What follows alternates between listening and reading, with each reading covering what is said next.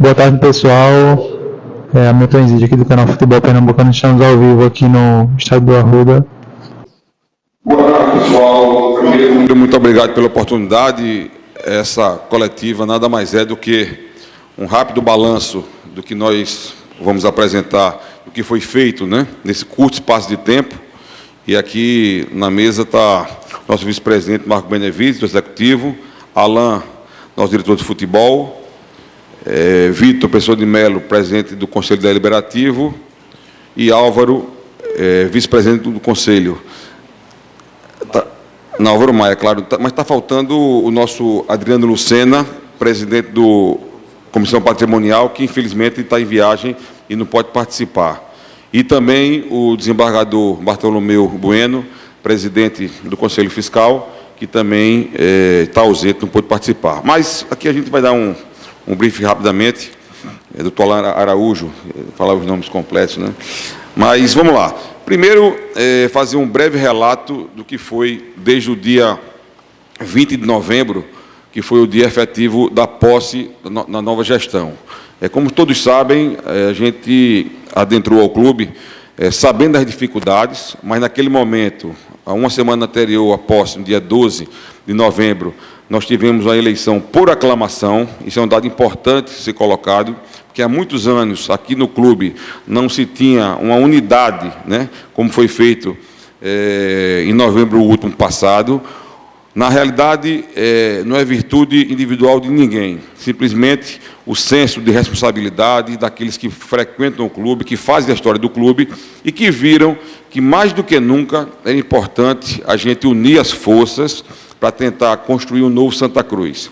Construir em torno da unidade e também porque temos outros desafios enormes, como, por exemplo, resgatar a autoestima do torcedor, resgatar o futebol, até mesmo chegar à SAF, que é um desejo da ampla maioria dos nossos sócios torcedores. Então, em novembro, a gente adentra ao clube, juntamente com toda a nossa diretoria aqui presente, e foi um trabalho muito duro, difícil, e que eu quero aqui parabenizar e agradecer cada componente aqui presente, e também aqueles que não estão aqui no momento, porque não puderam estar, que não podem estar, mas pelo trabalho, né, abnegado de deixar suas famílias, seu trabalho, enfim, se dedicar, né, ao clube de uma forma que eu diria heróica, num momento tão difícil que nós estávamos passando. Estamos passando na realidade.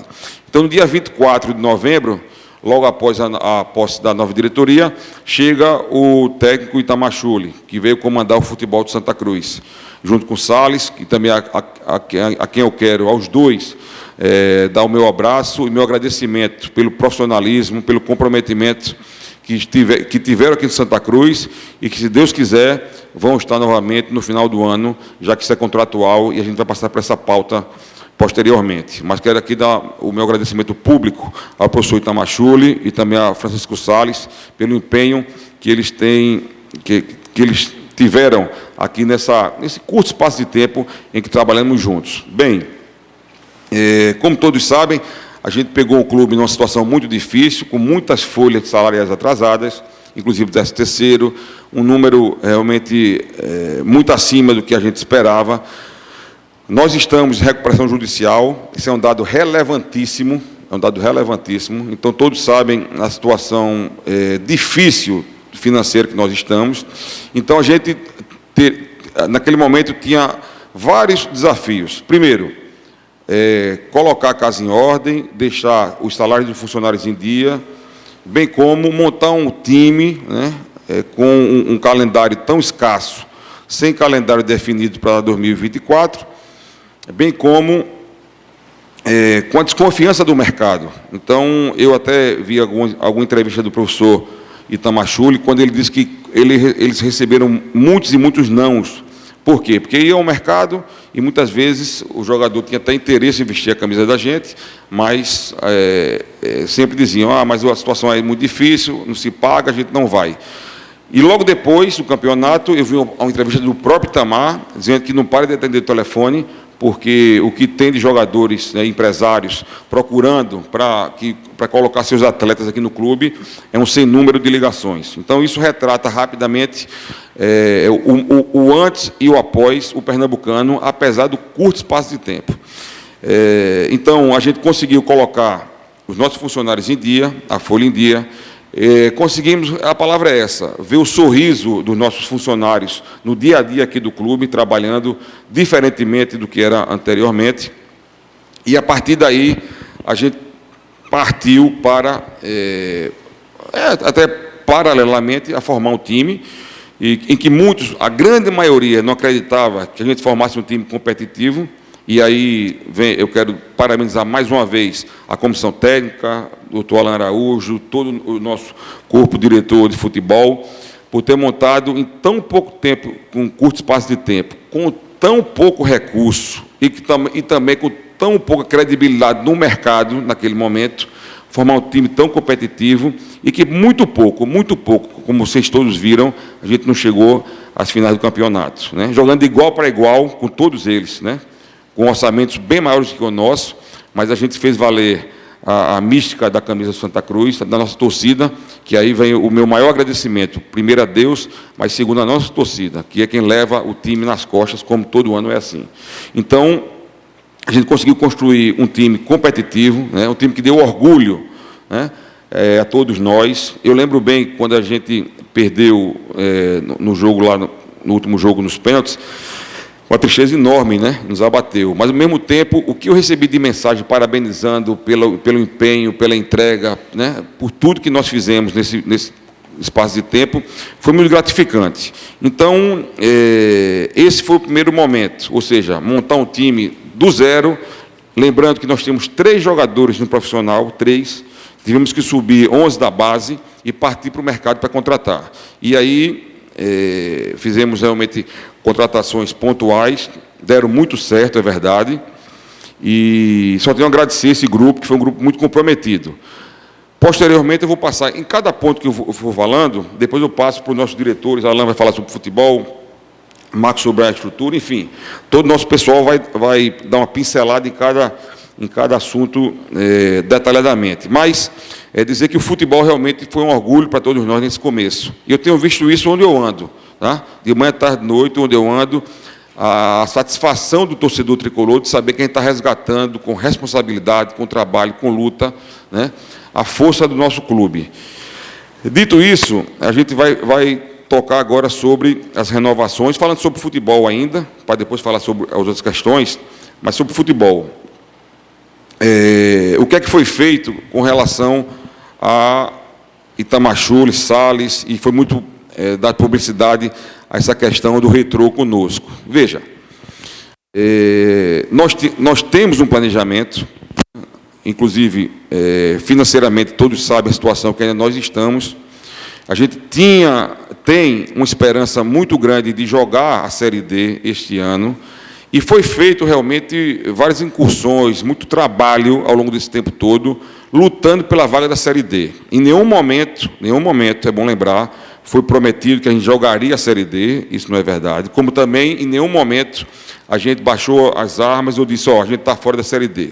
Nós estamos lutando até então, e aí depois eu passo a palavra para o doutor Álvaro Maia, que vai tratar sobre a peça, né, o recurso que nós demos entrada, que inclusive, por algumas pessoas, né, e aí eu não vou entrar no quesito se foi de má fé ou não, mas o fato de que dizer, quem entrou foi um grupo de conselheiros, quem entrou foi um torcedor A, B ou C, não teve nada disso.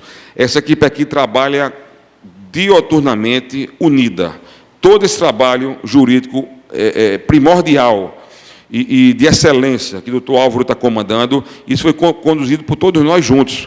Muitas vezes, quando eu estou numa frente, Vitor está em outra, Álvaro está em outra, Álvaro prepara a documentação, e isso é tudo passado por um comitê nosso, gestor. Então, não houve essa questão o deliberativo, até Vitor pode falar depois, o deliberativo deu entrada num processo e o executivo ficou fora. Não tem isso, o clube aqui é um só, e a gente trabalha, até para deixar um pouco chateado aqueles que torcem contra, a gente trabalha muito unido. tudo que é feito aqui é feito a várias mãos. Aqui ninguém faz nada sozinho. Então, esse trabalho também da parte do deliberativo e da ação protocolada, isso vai ser falado para vocês detalhadamente com relação à questão jurídica. O Santa Cruz está buscando ainda, agora, judicialmente, essa questão, está buscando judicialmente a vaga, já que as tratativas que tivemos com a CBF, eu propriamente tive, e mais de uma vez, inclusive, não surtiram efeito. Então, vamos judicializar a questão, porque nós achamos que nosso direito é bom. Então, vamos buscar nosso direito. Então, a democracia é isso. Eu acho que o doutor Álvaro vai dar umas pinceladas aí para vocês sobre isso. Então, a Série D, a questão da renovação dos atletas e Santa Cruz e Retrô. Nós temos um planejamento muito detalhado e muito delicado, porque, diferente dos outros clubes, a gente está sem receita, né? A gente não tem receita de televisão, a gente está num momento crítico. E a gente esticou até onde podia para saber se a gente poderia ou não disputar a Série D. Assim foi feito. Só que, infelizmente, até o momento, a gente não conseguiu êxito, né, junto à CBF, de disputar a Série D. É por isso que vamos entrar judicialmente. Dito isso, a gente não teria condições de arcar com a folha que temos feito, inclusive com um esforço hercúleo muito maior do que vocês imaginam para montar o elenco que nós montamos. Que a gente, inclusive, deu o teto inicial de X, depois a gente foi aumentando esse teto para ficar mais competitivo, e mesmo tendo um teto muito abaixo dos grandes concorrentes nossos no Pernambucano, a gente conseguiu montar um elenco competitivo, mas a gente não iria conseguir manter esses pagamentos, até porque, teoricamente, no momento, a gente não tem que disputar. Então, foi feito um planejamento da seguinte forma: Itamachule e Sales, que tinham propostas, inclusive, de outros clubes no sul do país, no centro-sul, e também do Retrô. Logicamente, isso foi um trabalho a várias mãos. A gente achou importante a gente renovar Chule não, porque já estava até o final do ano, mas eu vou entrar nos jogadores. A gente ter a volta deles no final da Série D, ou seja, Itamar e Sales vão para o Retrô, terminou a Série D, voltam imediatamente, já na pré-temporada, para começar conosco a pré-temporada e fazer efetivamente um planejamento diferenciado do que foi feito, né?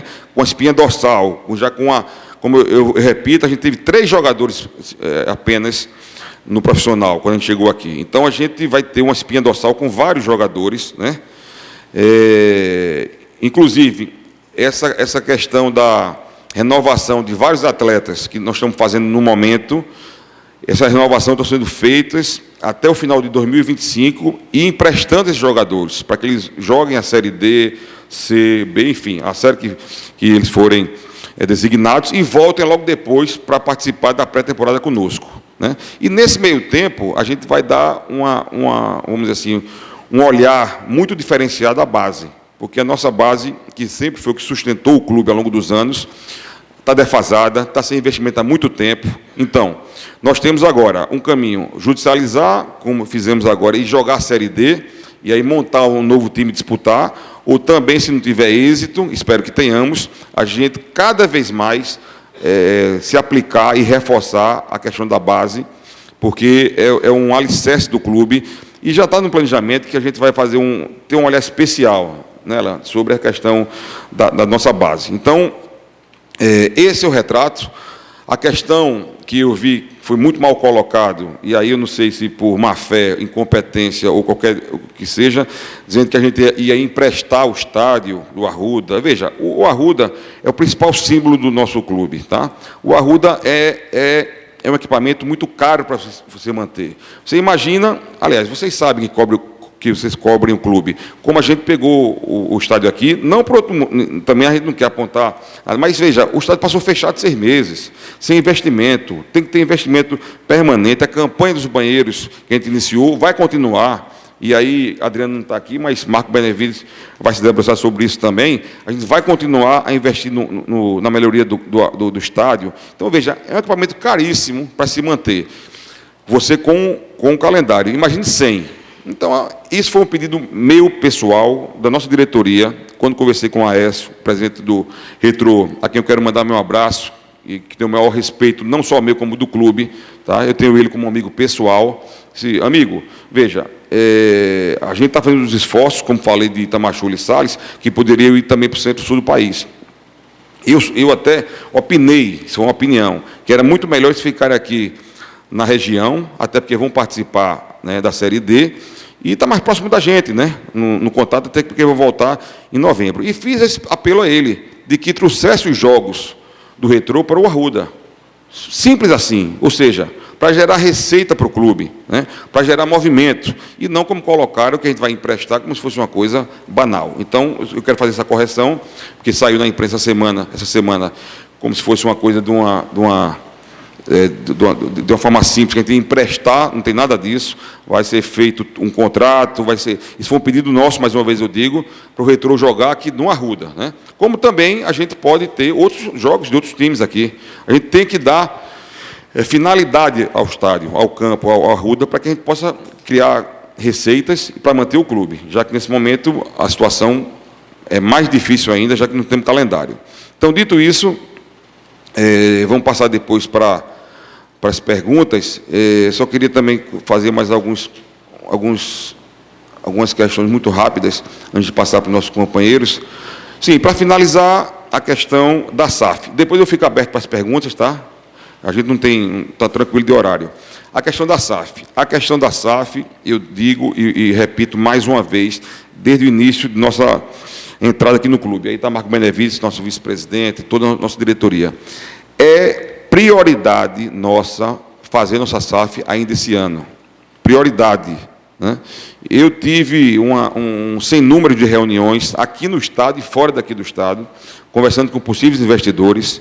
A gente tem avançado, a gente tem descartado já algumas possibilidades que não tem, né, para nós nenhum fundamento, e aquelas que a gente acha que tem possibilidade, a gente está discutindo uma por uma, e é bem simples. A gente vai discutir internamente, com toda transparência, o que é melhor para o clube. A gente sabe que a torcida tem, vamos dizer assim, a grande maioria, né, quase a totalidade, do apoio para que a gente faça a SAF imediatamente, porque se acha que é, vamos dizer assim, a volta, né, do Santa Cruz para o cenário através de uma SAF competente, só que a gente sabe também que existem SAFs e SAFs. Já tiveram umas que deram certas, outras que deram erradas, está aí no mercado. A gente não vai inventar a roda.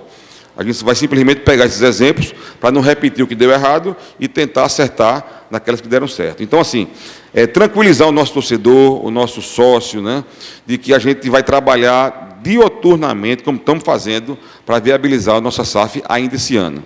E, para finalizar, fazer um apelo ao nosso sócio, né, ao nosso torcedor que ainda não é sócio, que vocês estão vendo a dificuldade que nós estamos enfrentando.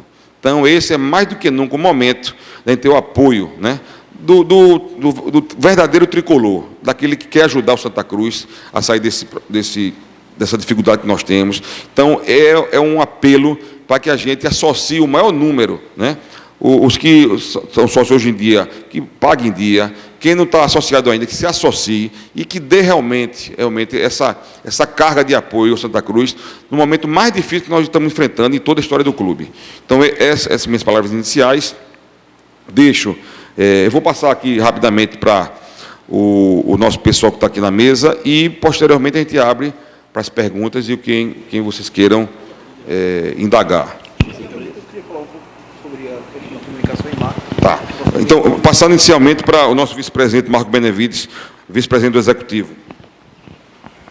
Boa tarde a todos, boa tarde à Nação Coral, a todos também que compõem a mesa, dizer que é uma enorme satisfação dividir a gestão de Santa Cruz com vocês, é um grande prazer, e também aos que não estão aqui na mesa. Eu queria só explanar um pouco que as vitórias do Santa Cruz nesse ano, elas ultrapassam até a questão do campo. Montamos um time que alcançou a principal meta, que era voltar a ter calendário no ano de 2025, e tivemos também a evolução administrativa, como dito pelo presidente, e nos demais departamentos. A título de exemplo, pegamos o clube, certo, com cerca de 1.600 a 1.700 sócios. A gente chegou agora, ao final do Pernambucano, a passar de 5.200. A gente teve evolução também na parte da comunicação. A gente tem nas redes sociais da gente uma maior interação com o torcedor, onde é notável que o torcedor se viu com o clube aberto, certo, e mais próximo, e estamos imbuídos aí em manter isso para o restante do ano, certo? Estamos preparando algumas ações de marketing para que a gente possa não só represar e continuar com esse número de sócios, como, quiçá, a gente elevar esse número, porque é muito importante essa receita para o clube. E, por outro lado, também na parte administrativa aqui, ter bastante responsabilidade com a estrutura e máquina do clube, para que a gente possa enfrentar esse desafio, que seja continuar o ano com pagamento de salários em dia, e aí que a gente possa entrar aí no ano 2025 de forma mais leve. Enfim, era isso.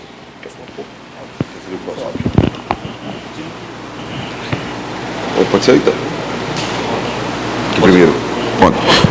Passar para nosso presidente do Conselho Deliberativo, Vitor Pessoa de Mello.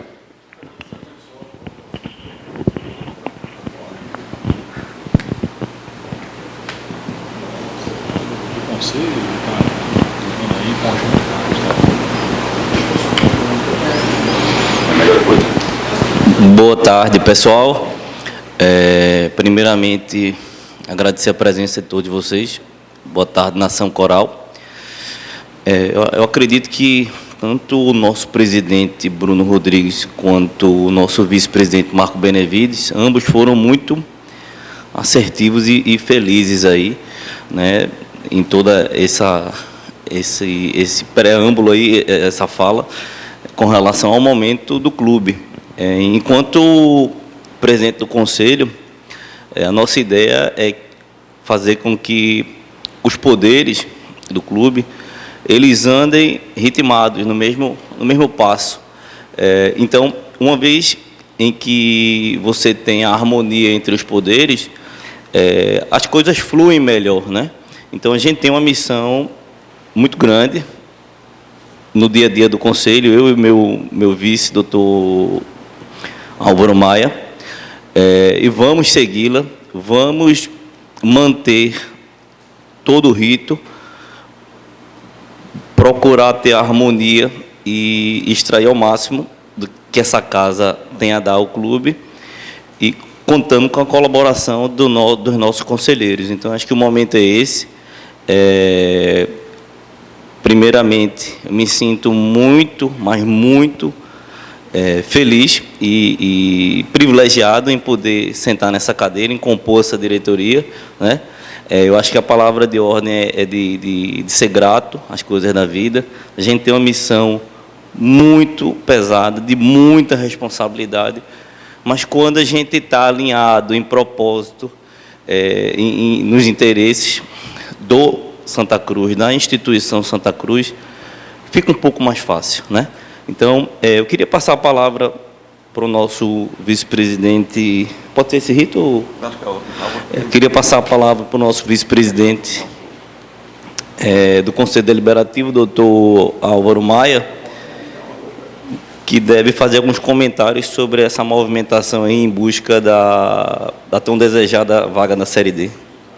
Como bem destacou o nosso presidente Bruno Rodrigues, o nosso vice-presidente Marcos Benevides e o presidente do Conselho Deliberativo, Vitor Pessoa Tavares de Mello, esse trabalho que tem sido realizado por todos os membros dessa diretoria do Santa Cruz encontra-se devidamente respaldado na coalizão, na união de esforços, em todos imbuídos de um princípio único, de restaurar o Santa Cruz. O Santa Cruz precisa de união, precisa cada vez de pessoas colaborando com o clube, os sócios mais presentes. Por isso que conseguimos o objetivo desse ano, que foi a conquista da Série D de 2025.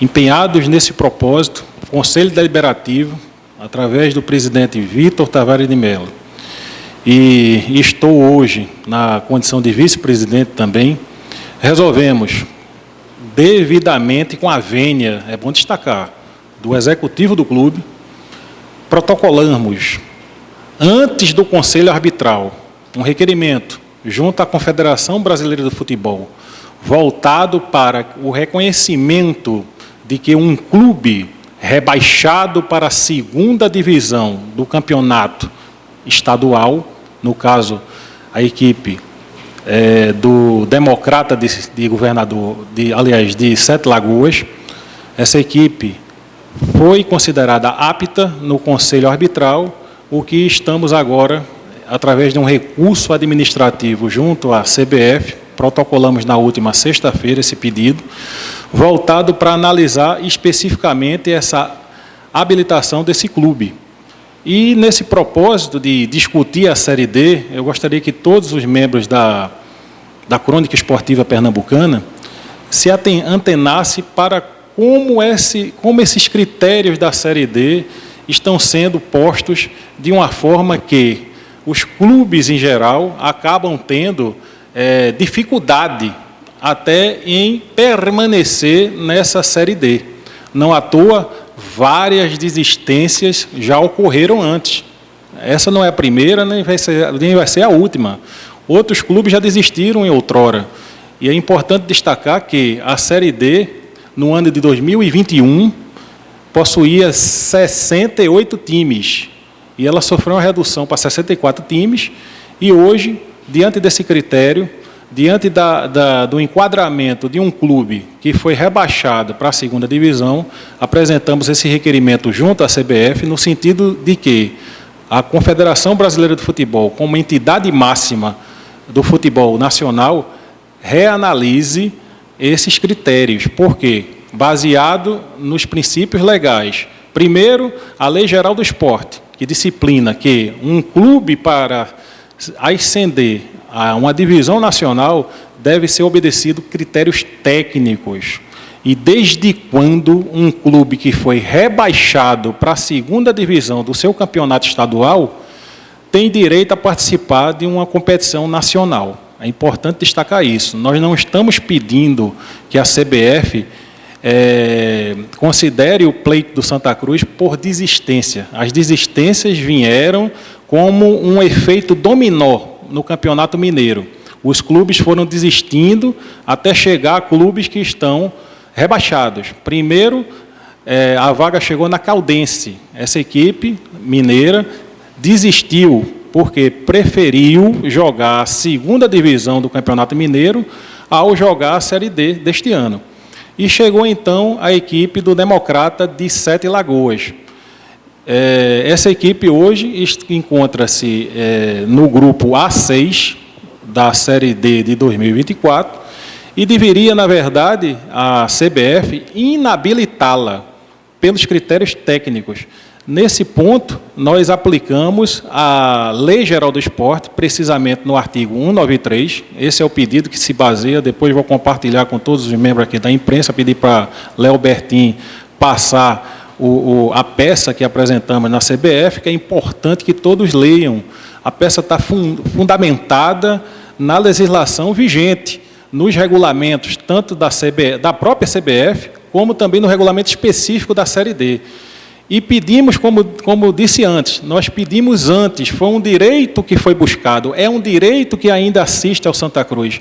Foi feito pelo Conselho Deliberativo? Não, foi feito pelo Santa Cruz. É bom frisar isso. Foram os sócios e conselheiros do Santa Cruz, torcedores do Santa Cruz, que, imbuídos do propósito de garantir a vaga do Santa Cruz pelos critérios técnicos, que devem ser obedecidos nesse ponto de escolha, o clube de Minas Gerais está inabilitado.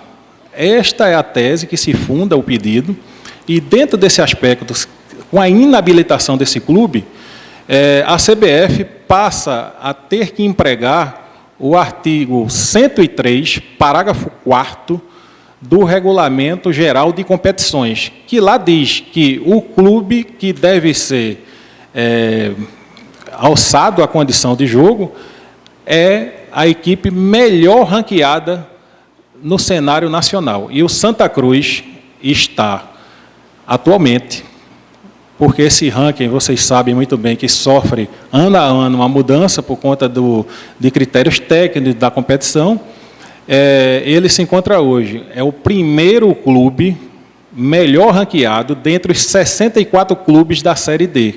E, por conta disso, o Santa Cruz tem, por direito, aplicando esse artigo 103, parágrafo 4º do Regulamento Geral de Competições, que é o mais justo, é o critério mais justo, é o critério mais equânime, que deve ser premiado. Eu vou ler aqui o artigo, e aí peço a atenção de todos os senhores da Crônica Esportiva Pernambucana, porque o pedido se baseia especificamente nesse artigo. Artigo 103, parágrafo 4º do Regulamento Geral de Competições, estipula que, nas competições realizadas e coordenadas pela CBF, para as quais a classificação dos clubes decorra da colocação destes em competições estaduais, organizadas pelas federações filiadas, inclusive torneios seletivos, caso algum clube desista ou não confirme sua participação, aí que vem o destaque, caberá à CBF a atribuição de vaga a um novo clube, valendo-se de critérios técnicos, isonômicos, equânimes e que privilegiem o fomento do futebol, podendo adotar o Ranking Nacional de Clubes, RNC,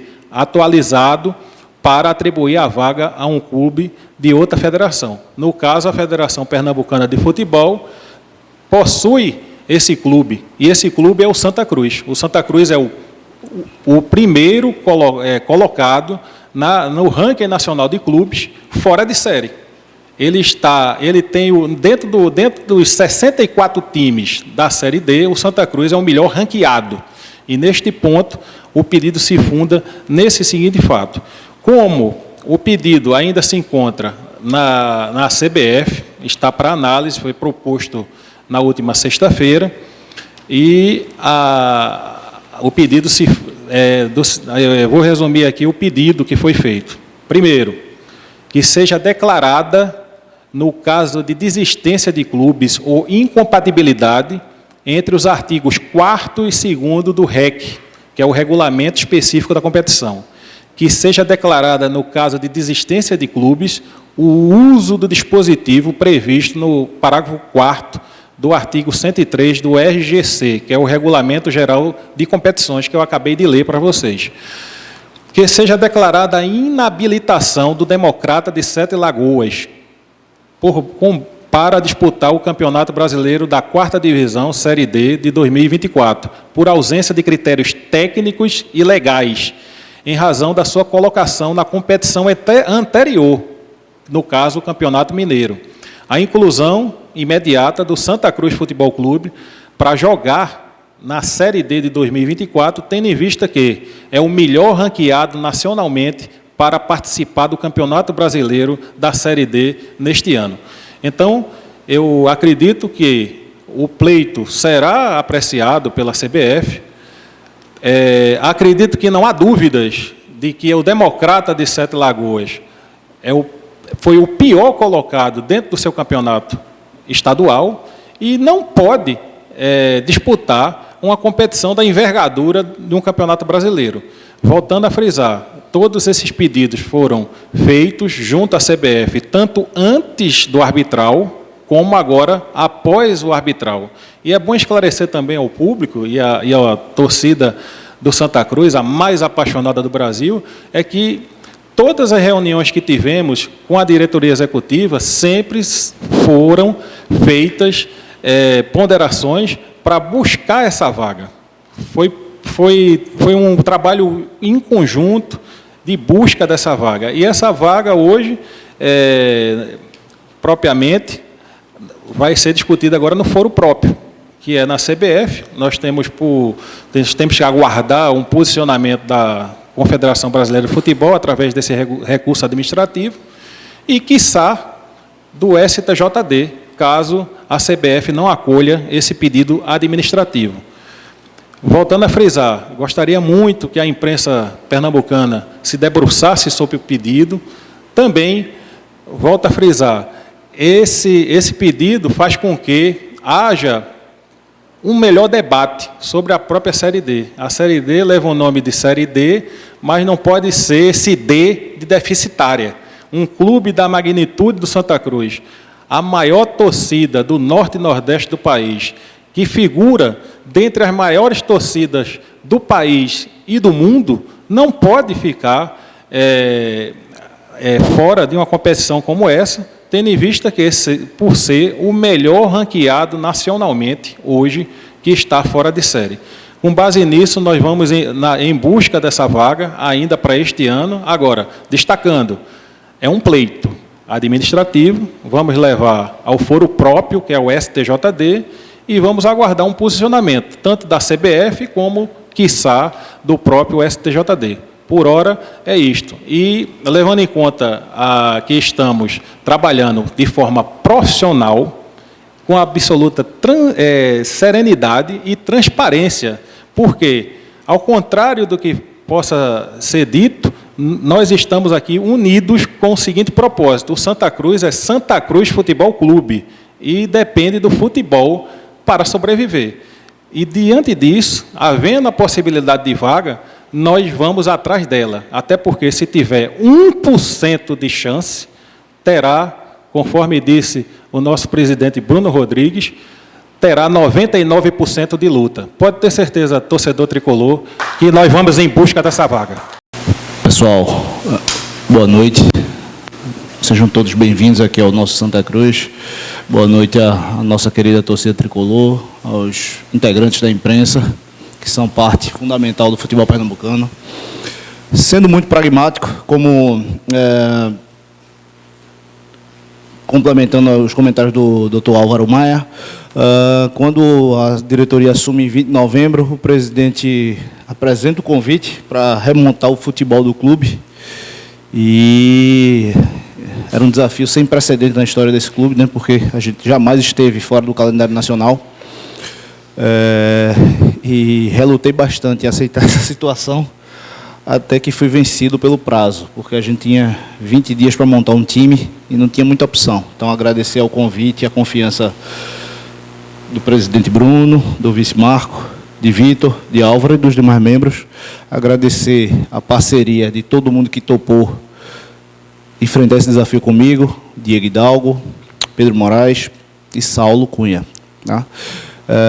A ideia, o presidente, a gente até discutiu a semântica que fosse esse cargo, e a gente decidiu que esse ano ia ser um comitê de gestão de futebol, porque a gente precisava começar a se acostumar com a ideia de que o Santa Cruz vai virar SAF cedo ou tarde, e que ele precisava profissionalizar ao menos 2 setores inicialmente, que foi o marketing. A gente fez um processo de profissionalização, contratou prestadores de serviço que respondiam à estrutura estatutária.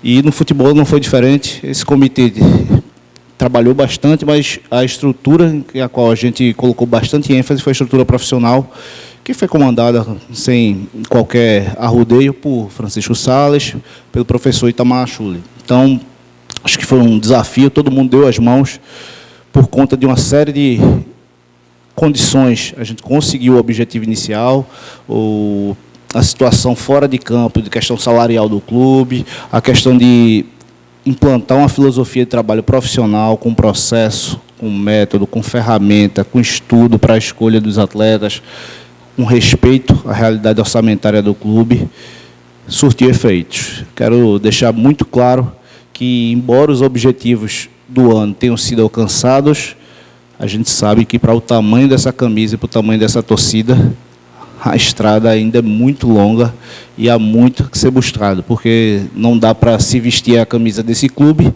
e não se pensar em títulos. Então, a gente sabe que o trabalho foi em relação a retornar ao calendário nacional concluído com êxito, mas a gente sabe que ainda tem um longo caminho para a gente voltar a conquistar títulos, a colocar o clube numa situação de sustentabilidade financeira, a investir na base, a recuperar a nossa praça esportiva, a concluir o nosso centro de treinamento. E a gente sabe, olha o tamanho desse desafio, a gente sabe que a estrada ainda é muito longa. No que concerne ao futebol, não há nenhuma divergência com as ações que o clube está tomando na esfera jurídica. Durante todo o trabalho, foi sentado com o Salles, foi sentado com o Itamar e foi sentado com todo o elenco para dizer, obviamente, o que era claro para todo mundo. O Santa Cruz iniciava o ano sem calendário nacional, mas que as medidas administrativas e jurídicas estavam sendo tomadas e que, a cada momento, o trabalho foi setado alguns marcos para tomar decisões. E quais eram essas decisões, pessoal? A decisão era iniciar um processo de renovação dos atletas. Se a situação mostra evidências claras de que haveria o calendário nacional, o movimento de renovação de atletas, de contratos, teria sido começado. Esses marcos foram sendo vencidos e a resposta de participação no calendário esse ano até agora não veio.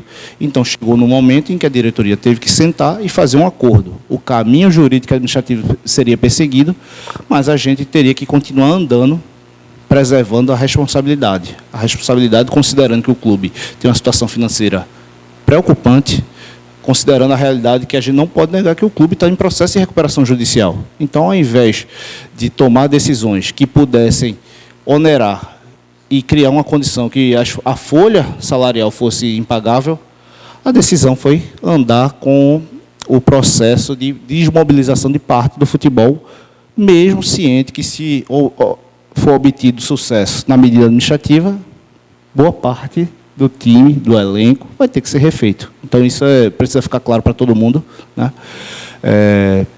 Então, o foco, nesse momento no futebol, segue sendo privilegiar e oferecer essa estrutura às divisões de base, que é uma coisa que a gente não consegue oferecer no dia a dia. Trabalhar já algumas renovações, a gente está conversando com algumas renovações, discretamente, de maneira silenciosa, como foi o trabalho inicial. Trabalhar essas renovações para que, quando o trabalho seja retomado ali na virada de outubro para novembro, a gente não comece do zero. Que já tem uma estrutura com o executivo, que deixou um pré-contrato assinado, com o treinador, que deixou um pré-contrato assinado, com alguns atletas da casa ou de fora, que já estejam com contrato e a gente possa começar o trabalho diferentemente do que foi em 2024. Né? Ter que fazer um time em 20 dias e torcer muito para dar liga e dar certo. Não é sempre no futebol que você contrata 20, 25 peças e isso dá resultado. Pelo contrário, a história mostra que, na maioria dos casos, dá errado, dá muito errado. Então, para evitar que isso aconteça, quem quer que esteja tocando, né, junto conosco, o futebol do clube, né, Itamar, Salles e outros que vão se agregar, já que a gente quer aumentar o porte dessa estrutura profissional, saiba que a gente não começa do zero, feito foi para 2024. A gente começa com boa parte do trabalho encaminhado e que, no processo de formação de elenco, ao invés de contratar 20, 25 peças, a gente precisa contratar 8, 10 peças. Quem sabe? Então, resumidamente, é isso que está posto à mesa, sendo muito franco, muito verdadeiro com a torcida. Tem um caminho que está sendo trilhado, mas, do ponto de vista de administração do futebol, a gente precisava tomar uma série de medidas. Vocês sabem, jogador também é gente, jogador sente insegurança, quer saber do futuro, quer saber onde ele vai jogar amanhã, e, naturalmente, algumas situações foram evoluindo para que os jogadores pudessem assinar pré-contratos, pensar em novos ares.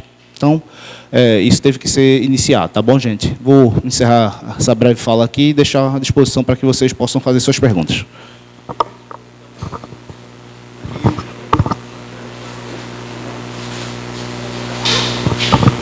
Vou abrir para pergunta, tá?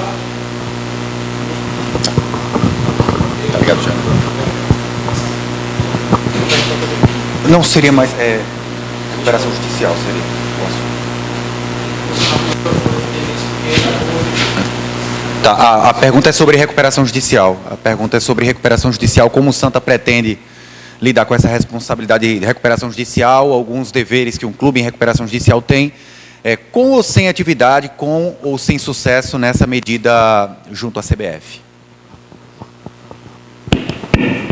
Aqui dá. Não, Igor, não, veja, na realidade,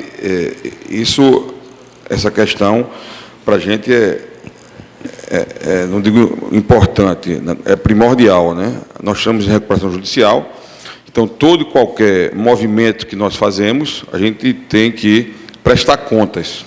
Então esse é mais uma responsabilidade que nós temos, ou seja, a gente está nesse processo da RJ, então todo e qualquer recurso que adentra ao clube tem que ser prestado conta junto à Justiça, né? E a questão da SAF, justamente para que a gente consiga fazer um plano de recuperação aprovado pelo nosso conselho, a partir de uma proposta efetiva de investidores. Então, assim, essa questão da recuperação, não sei se eu entendi bem a sua pergunta, mas para nós não é só importante, é primordial que a gente tenha atentado a isso. Inclusive, dizer que, como acabou de falar agora o nosso diretor Alain Araújo, esse foi um dos motivos que a gente teve que tomar algumas decisões pontuais, de não poder aguardar mais, né, essa decisão da CBF em nos conceder a vaga ou não. Então, a gente tinha alguns marcos, como foi colocado, a gente esticou até onde pôde, mas até por conta de um compromisso da RJ, a gente teve que fazer esse movimento. Boa tarde. Eu gostaria de saber a questão do Itamar Schulli. Ele está no retrô no momento, junto com o Francisco Salles. Caso venha a vaga na Série D do Campeonato Brasileiro, vocês têm um plano B para técnico? Porque ele já informou no programa que ele só vem depois que terminar. Tem alguma cláusula que, caso venha a Série D, ele retorne? Eu vou passar para o nosso diretor Alain. Só lembrando, Alain, antes que você comunique aí, que ele vai falar com propriedade também, é que essa turma aqui, a gente é acostumado a espaço curto de testado e aprovado. Então, se for o caso, a gente vai montar um time competitivo. Mas, Alain, isso é brincadeira, mas Alain, fala aí.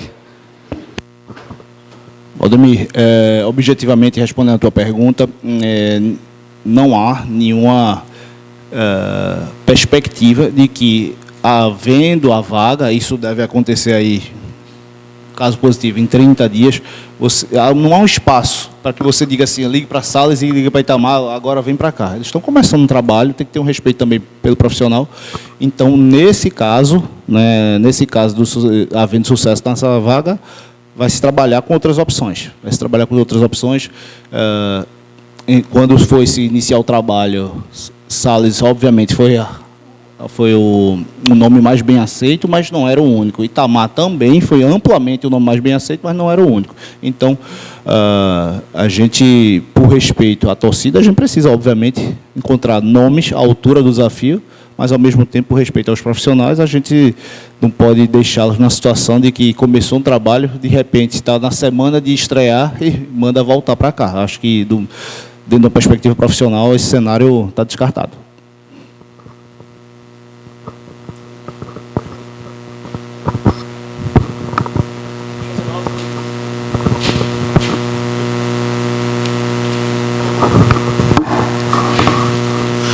Boa noite. A minha pergunta é mais voltada ao Arruda e à mobilização da torcida. Esse ano, o Santa Cruz ele teve poucos jogos em casa, mas teve uma presença massiva dos seus torcedores durante as ocasiões em que pôde recebê-los. Então, sem calendário até o momento fixado, mas com jogos de base, outras competições que o clube pode disputar, eu queria saber o seguinte: se há a possibilidade desses jogos, por exemplo, do Campeonato Pernambucano Sub-20, que começa agora em abril, serem disputados no Arruda, e caso isso aconteça, se há a possibilidade de receber a torcida para poder fazer com que eles continuem mobilizados em apoiar o clube. Boa tarde. A gente teve aí, durante esse Pernambucano, alguns episódios até de pessoas idosas, enfim, que nunca tinham sequer vindo ao estádio do Arruda, certo? Então, há uma renovação da torcida e tivemos aí nesse Pernambucano a torcida muito próxima, como você bem comentou. Salvo melhor juízo, eu acho que o jogo com o menor público foi 13 mil pessoas. Então, tivemos mais de 100 mil pessoas frequentando o estádio do Arruda. Como dito na minha fala anterior, entendo que houve uma aproximação da torcida. Nós, da diretoria, fizemos algumas práticas, por exemplo, de receber o torcedor que quer conversar com a gente, que quer sugerir. Apresentamos o Arruda, a estrutura administrativa, sentamos. Então, assim, demos abertura do clube para esse torcedor. E sim, há esse interesse. Mantivemos aí parte da estrutura profissional do marketing e comunicação, porque entendemos que se faz necessário, é a maior fonte de receita do clube, essa atividade com o torcedor. No tocante à base em específico, a gente avalia essa possibilidade, mas também tem que agir um pouco com prudência, porque não adianta a gente abrir o estádio para um jogo para ter um baixo um baixo público. Aí a gente vai ter um custo elevado. Mas em jogos pontuais que a gente entenda que há a necessidade desportiva e que a gente pode fazer ações com o torcedor, sim, será feito. Boa noite a todos. Eu queria perguntar para o Alan, essa questão do futebol, já que vocês pretendem não começar um planejamento para a próxima temporada zerados, né? Que foi o que aconteceu agora para 24. Se você pode falar sobre nomes que vocês trabalham no elenco. Eu sei que em off já foi comentado sobre alguns nomes, mas dá para antecipar João Pedro, Totti, e a situação do Lucas, como é que ele foi para o Botafogo da Paraíba? Se dá para antecipar para a gente se existem negociações, já para antecipar alguma coisa para a próxima temporada? E além do Lucas, do Thiago e do próprio Caio Melo, já tem alguém engatilhado já para ser anunciado por algum clube aí após o Campeonato Pernambucano?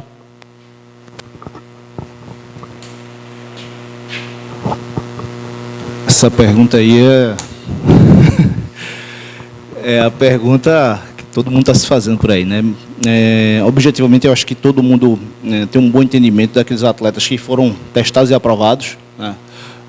E aí eu posso citar alguns: Totti, Paulo César, Lucas. Então, assim, entre diversos nomes, esses atletas são nomes que agradam, tanto é que são nomes que estão sendo citados aí por outros clubes daqui do estado mesmo, para disputar a competição, seja na Série C, seja na Série D. Então, parte desses nomes vocês conhecem, vocês sabem que houve atletas nossos que receberam sondagens ainda durante a competição.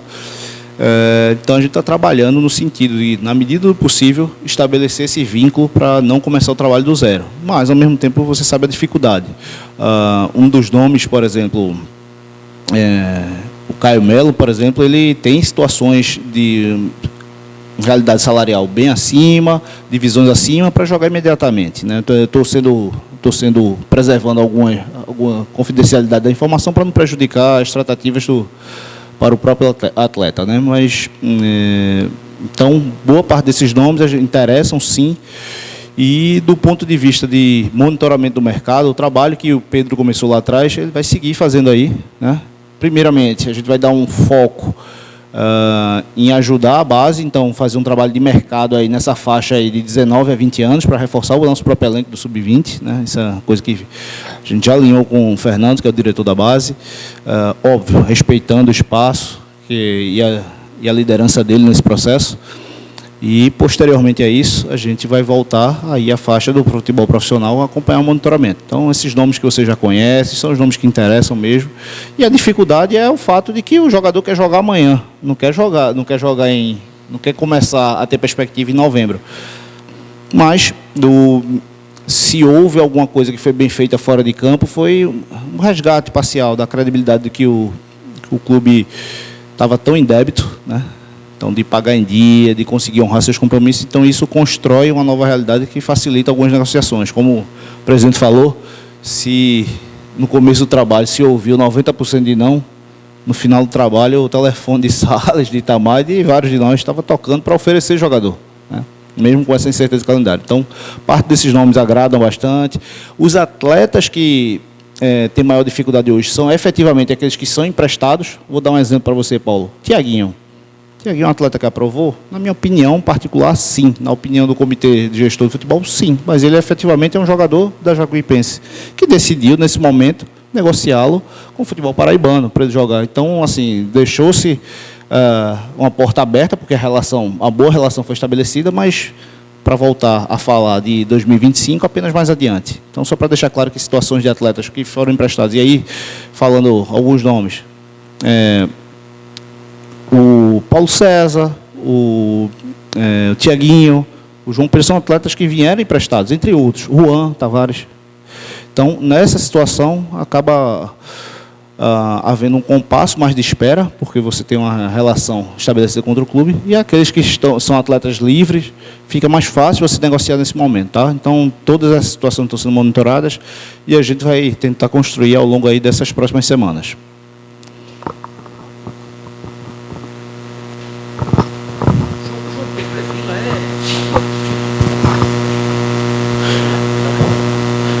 Eu queria perguntar sobre a questão das reformas do banheiro do Arruda, dos banheiros do Arruda.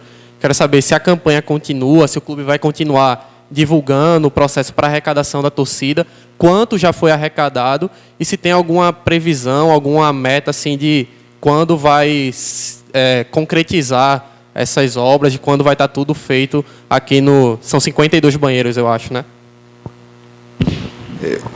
Na realidade, eu vou passar para Marcos detalhar. Adriano Lucena, o presidente da Comissão Patrimonial, não pôde estar presente, está em viagem, mas a informação é que até a próxima semana ele vai detalhar todos os projetos, porque, como não é uma coisa única, né, quer dizer, cada banheiro desse tem um desenho diferente, então cada um tem que ter um projeto diferente. Então, isso vai ser tudo anunciado para a semana, mas a campanha vai continuar. Eu vou passar para Marcos detalhar mais. Isso. Como dito pelo presidente, na próxima semana vai estar sendo lançado um website, certo? E nesse website vai constar todo o projeto arquitetônico dos banheiros, e estamos próximos de R$50 mil, o que equivale aí a 4 banheiros, tá? E tenho certeza que com os próximos passos de divulgação de imagens, das obras, a torcida vai abraçar, de modo que no próximo ano a gente tenha ou a totalidade ou grande parte desses banheiros já pronto para receber o nosso torcedor.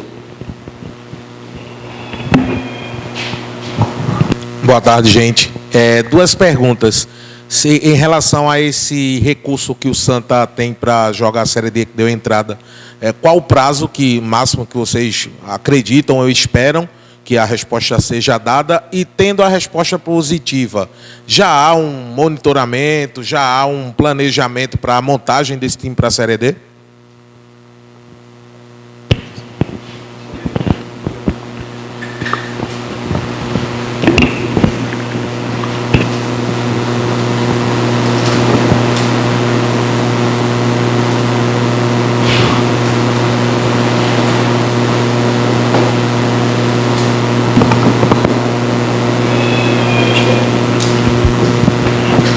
Boa tarde, Tarci.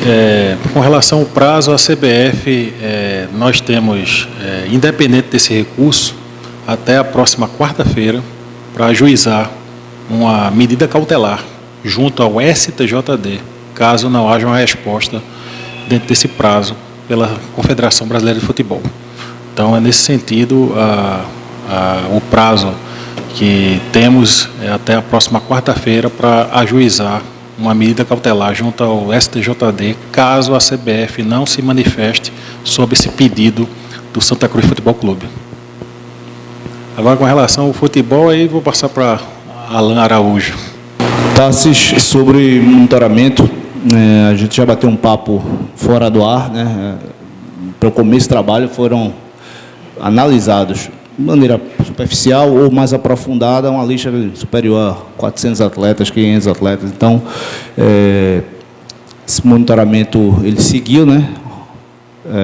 E outros foram sendo adicionados aí durante o trabalho, obviamente, pela falta de visibilidade sobre o calendário nacional. Nenhuma ação mais efetiva foi tomada para mandar um pré-contrato ou fechar contratações, mas essa lista continua. Então, acho que ela seria o ponto de partida, essa lista mantida pelo departamento, né, pelo comitê gestor, seria o ponto de partida para você fazer algumas contratações. E aí, sendo muito honesto contigo, havendo resultado positivo nesse recurso, a gente vai ter que lançar mão também, não só dessa observação, né, que normalmente leva tempo, mas de rede de contato, né? Relacionamentos que existem em clubes como Vitória, como Ceará, eventualmente o Fortaleza, enfim, no Palmeiras, pessoas-chave que já estiveram no clube, como o presidente Constantino, outras pessoas que vai ter que dar as mãos, tá?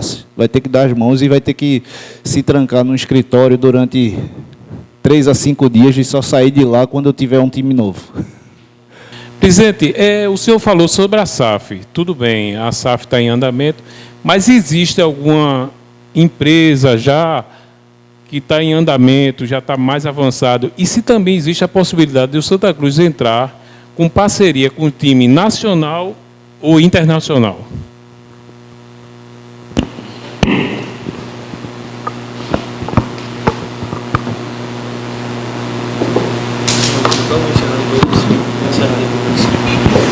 Veja bem, com relação à SAF, o que eu posso lhe adiantar é que a gente tem conversado bastante, recebido, como eu disse no início da coletiva, recebido vários investidores, bem como aqui no Estado, bem como também fora do Estado. Eu, como nossos companheiros, já tivemos aí no Rio, em São Paulo, em Brasília, enfim, conversando e ouvindo as propostas. Na realidade, a gente parte do princípio do modelo, né? O modelo nosso, pensado por nós no momento, é apartar o patrimônio da SAF, porque você tem hoje vários modelos, ou seja, você pode colocar todo o patrimônio dentro da negociação, como também apartar, ou seja, nosso estádio, na área social, da SAF. Essa é a nossa